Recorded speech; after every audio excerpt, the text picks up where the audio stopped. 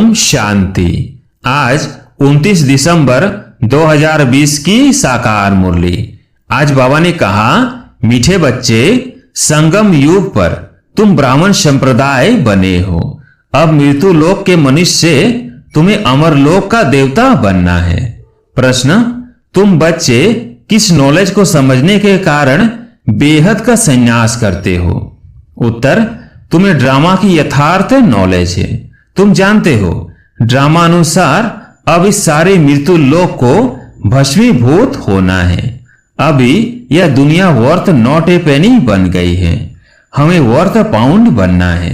इसमें जो कुछ होता है वह फिर हूबहू कल्प के बाद रिपीट होगा। इसलिए तुमने इस सारी दुनिया से बेहद का संन्यास किया है। गीत है आने वाले कल की तुम। ओम शांति। बच्चों ने गीत की लाइन सुनी, आने वाला है अमरलोक और यह है मृत्युलोक। अमरलोक और मृत्युलोक का यह है पुरुषोत्तम संगम युग। अब बाप पढ़ाते हैं संगम पर, आत्माओं को पढ़ाते हैं। इसलिए बच्चों को कहते हैं आत्म अभिमानी हो बैठो। यह निश्चय करना है। हमको बेहद का बाप पढ़ाते हैं। हमारी एम ऑब्जेक्ट यह है, लक्ष्मी नारायण या मृत्यु लोक के मनुष्य से अमर लोक का देवता बनना। ऐसी पढ़ाई तो कभी कानों से नहीं सुनी, न किसको कहते हुए देखा। जो कहे बच्चों तुम आत्म अभिमानी हो बैठो, यह निश्चय करो कि बेहद का बाप हमको पढ़ाते हैं। कौन सा बाप? बेहद का बाप निराकार शिव। अभी तुम समझते हो हम पुरुषोत्तम संगम युग पर हैं। अभी तुम ब्राह्मण संप्रदाय बने हो, फिर तुमको देवता बनना है। पहले शूद्र संप्रदाय के थे। बाप आकर पत्थर बुद्धि से पारस बुद्धि बनाते हैं। पहले सतो प्रधान पारस बुद्धि थे, अब फिर बनते हैं। ऐसे नहीं कहना चाहिए कि सतयुग के मालिक थे। सतयुग में विश्व के मालिक थे। फिर 84 जन्म ले सीढ़ी उतरते उतरते सतो प्रधान से सतो रजो तमो में आए हैं। पहले सतो प्रधान थे तो पारस बुद्धि थे। फिर आत्मा में खाद पड़ती है। मनुष्य समझते नहीं। बाप कहते हैं तुम कुछ नहीं जानते थे। ब्लाइंड फेथ था। सिवाय जानने के किसकी पूजा करना, वह याद करना, उसको ब्लाइंड फेथ कहा जाता है। और अपने श्रेष्ठ धर्म श्रेष्ठ कर्म को भी भूल जाने से वह कर्म भ्रष्ट धर्म भ्रष्ट बन पड़ते हैं। भारतवासी इस समय देवी धर्म से भी भ्रष्ट हैं। बाप समझाते हैं वास्तव में तुम हो प्रवृत्ति मार्ग वाले। वही देवताएं जब अपवित्र बनते हैं तब देवी देवता कह नहीं सकते। इसलिए नाम बदल हिंदू धर्म रख दिया है। यह भी होता है ड्रामा प्लेन अनुसार। सभी एक बाप को ही पुकारते हैं, हे पतित पावन आओ। वो एक ही गॉड फादर है जो जन्म मरण रहित है। ऐसे नहीं कि नाम रूप से न्यारी कोई चीज है। आत्मा का व परमात्मा का रूप बहुत सूक्ष्म है, जिसको स्टार व बिंदु कहते हैं। शिव की पूजा करते हैं, शरीर तो है नहीं। अब आत्मा बिंदी की पूजा हो न सके, इसलिए उनको बड़ा बनाते हैं पूजा के लिए। समझते हैं शिव की पूजा करते हैं, परंतु उनका रूप क्या है वो नहीं जानते। ये सब बातें बाप इस समय ही आकर समझाते हैं। बाप कहते हैं तुम अपने जन्मों को नहीं जानते हो। 84 लाख योनियों का तो एक गपोड़ा लगा दिया है। अब बाप तुम बच्चों को बैठ समझाते हैं। अभी तुम ब्राह्मण बने हो, फिर देवता बनना है। कलयुगी मनुष्य है शूद्र। तुम ब्राह्मणों की एम ऑब्जेक्ट है मनुष्य देवता बनने की। यह मृत्यु लोक पतित दुनिया है। नई दुनिया वह थी जहां यह देवी देवताएं राज्य करते थे। एक ही इनका राज्य था। ये सारे विश्व के मालिक थे। अभी तो तमो प्रधान दुनिया है। अनेक धर्म है। यह देवी देवता धर्म प्राय लोप हो गया है। देवी देवताओं का राज्य कब था, कितना समय चला, यह वर्ल्ड की हिस्ट्री ज्योग्राफी कोई नहीं जानते। बाप ही आकर तुमको समझाते हैं। यह गॉड फादरली वर्ल्ड यूनिवर्सिटी। जिसकी एम ऑब्जेक्ट है अमर लोक का देवता बनाना। इनको अमर कथा भी कहा जाता है। तुम इस नॉलेज से देवता बन काल पर जीत पाते हो। वहां कभी काल खा नहीं सकता, मरने का वहां नाम नहीं। अभी तुम काल पर जीत पहन रहे हो। ड्रामा के प्लान अनुसार भारतवासी भी 5 या 10 वर्ष का प्लान बनाते हैं ना। समझते हैं हम राम राज्य स्थापन कर रहे हैं। बेहद के बाप का भी प्लान है राम राज्य बनाने का। वो तो सब है मनुष्य। मनुष्य तो राम राज्य स्थापन कर न सके। राम राज्य कहा ही जाता है सतयुग को। इन बातों को कोई नहीं जानते हैं। मनुष्य कितनी भक्ति करते हैं, जिस्मानी यात्राएं करते हैं। दिन अर्थात सतयुग त्रेता में इन देवताओं का राज्य था। फिर रात में भक्ति मार्ग शुरू होता है। सतयुग में भक्ति नहीं होती है। ज्ञान, भक्ति, वैराग्य यह बाप समझाते हैं। वैराग्य 2 प्रकार का है। एक है हठ योगी निवृत्ति मार्ग वालों का। वो घरबार छोड़ जंगल में चले जाते हैं। अब तुमको तो बेहद का संन्यास करना है, सारे मृत्यु लोक का। बाप कहते हैं ये सारी दुनिया भस्मीभूत होने वाली है। ड्रामा को बहुत अच्छी रीति समझना है। जो मिसल टीक टीक होती रहती है। जो कुछ होता है फिर कल्प 5000 वर्ष बाद हूबहू रिपीट होगा। इसको बहुत अच्छी रीति समझकर बेहद का संन्यास करना है। समझो कोई विलायत जाते हैं, कहेंगे वहां हम यह नॉलेज पढ़ सकते हैं। बाप कहते हैं हाँ, कहां भी बैठ तुम पढ़ सकते हो। इसमें पहले 7 रोज का कोर्स लेना पड़ता है। बहुत सहज है। आत्मा को सिर्फ यह समझना होता है हम शतो प्रधान विश्व के मालिक थे, तब शतो प्रधान थे, अब तमो प्रधान बन गए हैं। 84 जन्मों में बिल्कुल ही वर्थ नॉट ए पेनी बन पड़े हैं। अब फिर हम पाउंड कैसे बने? अब कलयुग है, फिर जरूर सतयुग होना है। बाप कितना सिंपल समझाते हैं। 7 दिन का कोर्स समझना है कैसे हम शतो प्रधान से तमो प्रधान बने हैं। काम चिता पर बैठ तमो प्रधान बने हैं। अब फिर ज्ञान चिता पर बैठ शतो प्रधान बनना है। वर्ल्ड की हिस्ट्री ज्योग्राफी रिपीट होती है। चक्र फिरता रहता है ना। अभी यह संगम युग, फिर सतयुग होगा। अभी हम कलयुगी विशेष बने हैं। सो फिर सतयुगी वाइसलेस कैसे बने? उसके लिए बाप रास्ता बताते हैं। पुकारते भी हैं हमारे में कोई गुण नहीं है। अब हमको ऐसा गुणवान बनाओ जो कल्प पहले बने थे, उन्हों को ही फिर बनना है। बाप समझाते हैं पहले पहले तो अपने को आत्मा समझो। आत्मा ही एक शरीर छोड़ दूसरा लेती है। अभी तुमको देही अभिमानी बनना है।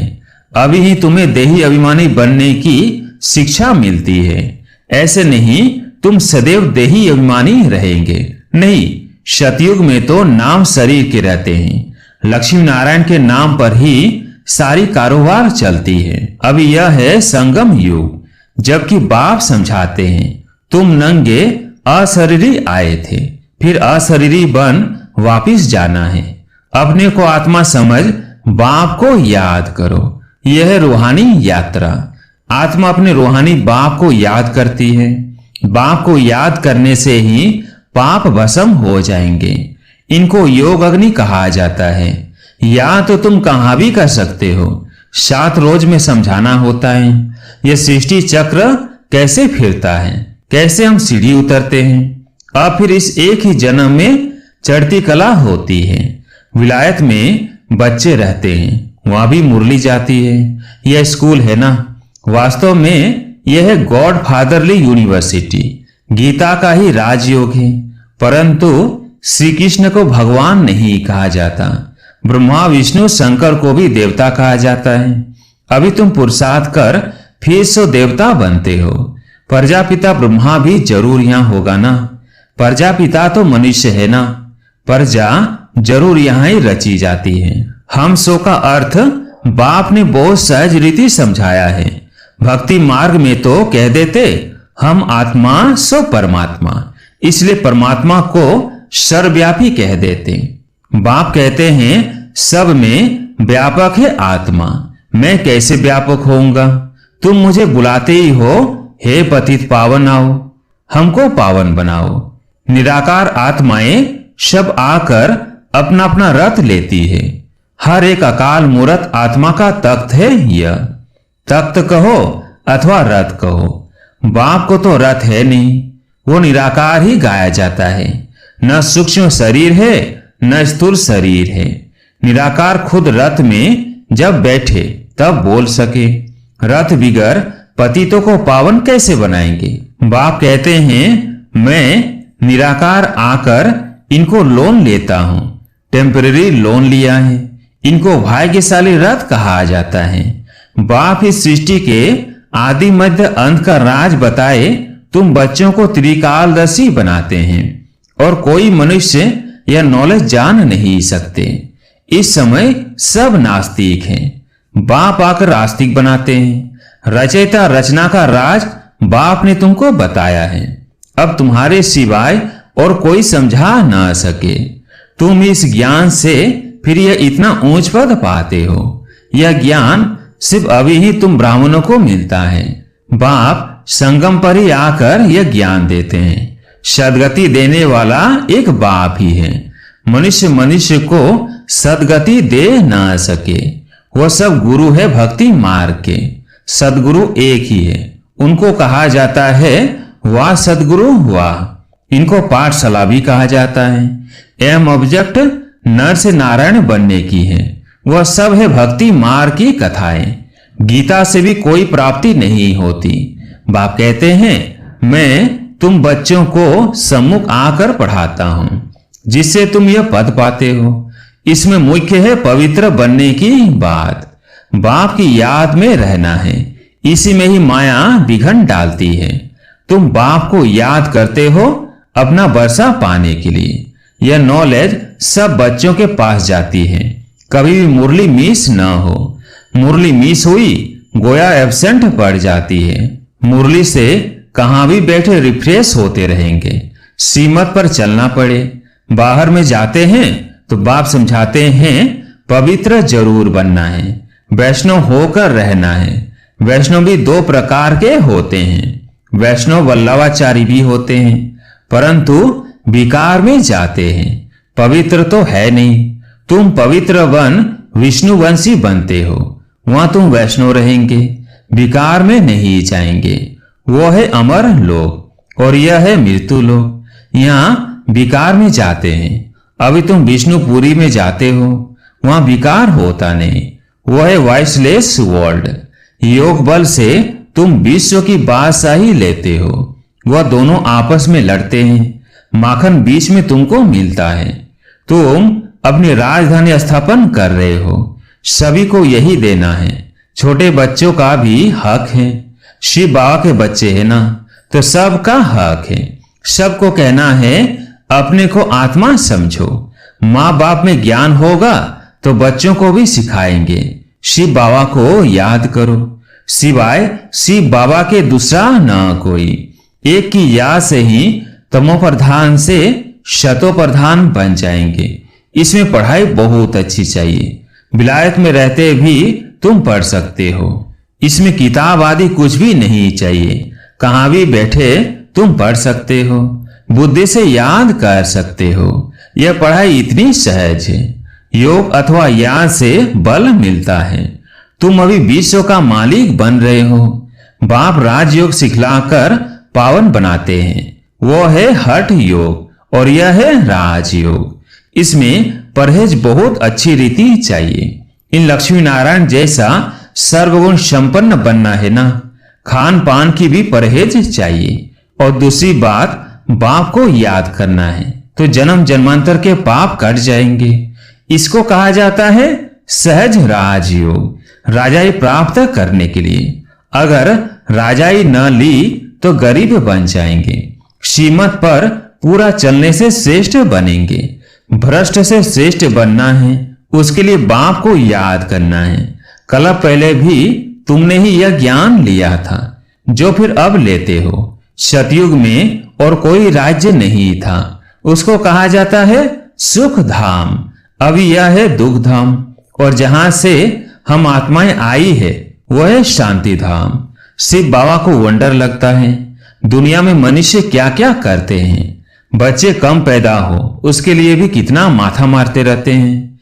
समझते नहीं यह तो बाप का ही काम है। बाप झट एक धर्म की स्थापना कर बाकी सब अनेक धर्मों का विनाश करा देते हैं एक धक से। वो लोग कितनी दवाइयां आदि निकालते हैं पैदाइशी कम करने के लिए। बाप के पास तो एक ही दवाई है, एक धर्म की स्थापना होनी है। वह समय आएगा जब कहेंगे यह तो पवित्र बन रहे हैं, फिर दवाई आदि की भी क्या दरकार है। तुमको बाबा ने ऐसी दवाई दी है मन मना भव की, जिससे तुम 21 जन्मों के लिए पवित्र बन जाते हो। अच्छा, मीठे मीठे सिकिलदे बच्चों प्रति माता पिता बाप दादा का याद प्यार और गुड मॉर्निंग। रूहानी बाप की रूहानी बच्चों को नमस्ते। हम रूहानी बच्चों की रूहानी बाप दादा को याद प्यार गुड मॉर्निंग नमस्ते नमस्ते। धारणा के लिए मुख्य सार। पहला पॉइंट, पवित्र बनकर पक्का वैष्णव बनना है। खान पान की भी पूरी परहेज करनी है। श्रेष्ठ बनने के लिए सीमत पर जरूर चलना है। दूसरा पॉइंट, मुरली से स्वयं को रिफ्रेश करना है। कहां भी रहते शतो प्रधान बनने का पुरुषार्थ करना है। मुरली एक दिन भी मिस नहीं करनी है। आज प्यारे मीठे बाबा का वरदान है, जुदाई को सदा काल के लिए विदाई देने वाले स्नेही स्वरूप भव। जुदाई को सदा काल के लिए विदाई देने वाले स्नेही स्वरूप भव। जो स्नेही को पसंद है वही स्नेह करने वाले को पसंद हो। यही स्नेह का स्वरूप है। चलना खाना पीना रहना स्नेही के दिल पसंद हो। इसलिए जो भी संकल्प व कर्म करो तो पहले सोचो कि स्नेही बाप के दिल पसंद है। ऐसे सच्चे स्नेही बनो तो निरंतर योगी सहज योगी बन जाएंगे। यदि स्नेही स्वरूप को समान स्वरूप में परिवर्तन कर दो तो अमर भव का वरदान मिल जाएगा और जुदाई को सदा काल के लिए विदाई मिल जाएगी। स्लोगन, स्वभाव इजी और पुरुषार्थ अटेंशन वाला बनाओ। अच्छा, ओम शांति।